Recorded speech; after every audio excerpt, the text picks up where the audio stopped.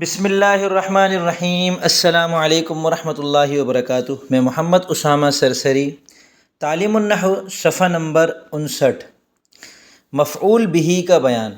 ہم پڑھ رہے ہیں منصوبات جو کہ 12 ہیں، ان میں سے پہلے 5 جو ہیں وہ مفاعیل ہیں۔ ان میں سے پہلا مفعول مطلق تھا جو کہ ہم نے گزشتہ سبق میں پڑھ لیا۔ دوسری قسم ہے منصوبات کی دوسری قسم مفعول بہ۔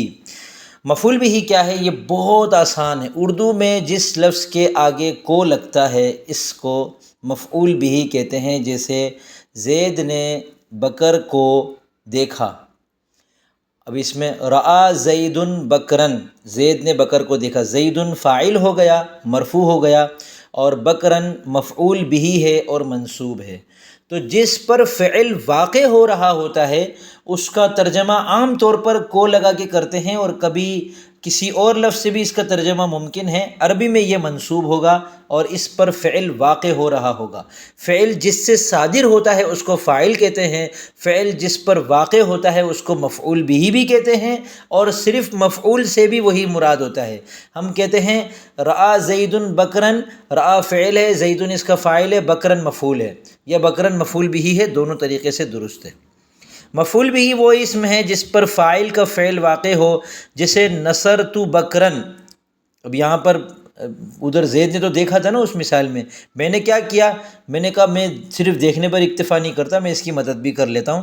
تو نصرت بکرن، میں نے بکر کی مدد کی۔ نصرت فعل، واحد متکلم کی ضمیر جو تو کے لفظ کے ساتھ ہے وہ اس کا فاعل ہے، اور بکرن اس کا مفعول بہ ہے۔ میں نے مدد کی، کس کی؟ زید کی۔ اب یہاں پر دیکھیں کی آ رہا ہے، کو نہیں آ رہا۔ اس کا ترجمہ یوں کرنا غلط ہے، میں نے بکر کو مدد کی، میں نے بکر کی مدد کی۔ تو میں نے عرض کیا تھا کہ یہاں پر کو لگانا ضروری نہیں ہوتا، لیکن سمجھنے کے لیے، اور عام طور پر اور زیادہ تر مفعول بہ کے بعد کو آتا ہے، لیکن کبھی کی بھی آتا ہے، کبھی کا بھی آتا ہے، کبھی کے بھی آتا ہے، موقع کی مناسبت سے ترجمہ کرتے ہیں۔ تو نصرت جو کہ فعل ہے واقع ہو رہا ہے مجھ سے، اور واقع ہو رہا ہے، صادر ہو رہا ہے مجھ سے، اور واقع ہو رہا ہے بکر کے اوپر، تو اس وجہ سے بکر جو ہے وہ مفعول بہ ہے۔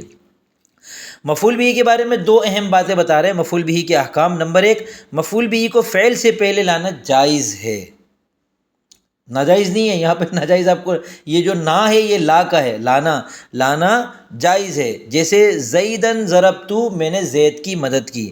اور دوسری بات، اچھا فاعل کے بارے میں آپ نے پڑھا تھا کہ اس کو فعل سے پہلے نہیں لا سکتے، مفعول کو لا سکتے ہیں، ٹھیک ہے۔ نمبر 2، مفعول بہ صرف فعل متعدی کا ہوتا ہے، فعل لازم کا مفعول بہ نہیں ہوتا۔ فعل لازم اور فعل متعدی کیا ہے؟ اور اس کی تعریف بھی اسی طریقے سے بتائی جاتی ہے کہ فعل متعدی وہ فعل ہوتا ہے کہ جو جس کا مفعول بہ ہو، اور فعل لازم وہ ہوتا ہے جس کا مفعول بہ نہ بن سکتا ہو۔ مثلا میں جب کہتا ہوں میں نے کھایا، تو آپ پوچھیں گے بھئی کیا کھایا؟ تو جو چیز کھائی ہے وہ مفعول بہ ہے۔ لیکن جب میں کہتا ہوں میں آیا، تو اب یہ جو آنا ہے مجھ سے صادر ہوا، یہ کسی اور کے اوپر واقع نہیں ہوتا، تو یہ فعل لازم ہے۔ اور اس کی نشانی اردو میں یہ ہے کہ آپ اس فعل کا اردو میں ماضی کا ترجمہ کریں۔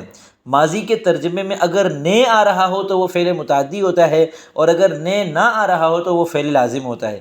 وہ آیا، وہ بولا، وہ چلا گیا، وہ گیا، وہ بیٹھا، وہ کھڑا ہوا۔ اب دیکھیں یہاں پہ نے نہیں آ رہا، لیکن اس نے کھایا، تو اب کھانا، اس کا مطلب ہے کھانا جو ہے الاکل، یہ فعل متعدی ہے۔ اس نے پیا، نے آ رہا ہے، اس کا مطلب ہے الشرب جو مصدر ہے یہ متعدی ہے، اور اس سے جتنے بھی افعال بنیں گے وہ سب متعدی ہوں گے، اور ان کا مفعول بہ بھی ہوگا۔ النصر، اس مدد کرنا، اب یہ متعدی ہے یا نہیں ہے؟ تو اس سے پتہ چلے گا کہ اس نے مدد کی، نے آ رہا ہے، اس کا مطلب ہے نصرت بھی متعدی ہے، اور اس کے یہ جب فعل بن کر آئے گا تو اس کا مفعول بہ بھی آ سکتا ہے، ٹھیک ہے۔ تو یہ ہو گیا مفعول بہ کا بیان۔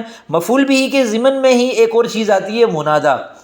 ہم جب کہتے ہیں نا یا زید، اے زید، تو اس کا مطلب ہوتا ہے ادعو زیدن، میں بلاتا ہوں زید کو۔ تو یہاں پر جو منادا ہوتا ہے، جس کو پکارا جا رہا ہوتا ہے، وہ دراصل مفعول بہ ہوتا ہے۔ تو اس وجہ سے مفعول بہ کے ضمن میں منادا کا تفصیلی بیان ہے، جو انشاءاللہ ہم اگلے سبق میں پڑھیں گے۔ اگلے سبق میں ہم مفعول مطلق اور مفعول بہ کی تمرین کریں گے تدریب النحو میں سے، ٹھیک ہے۔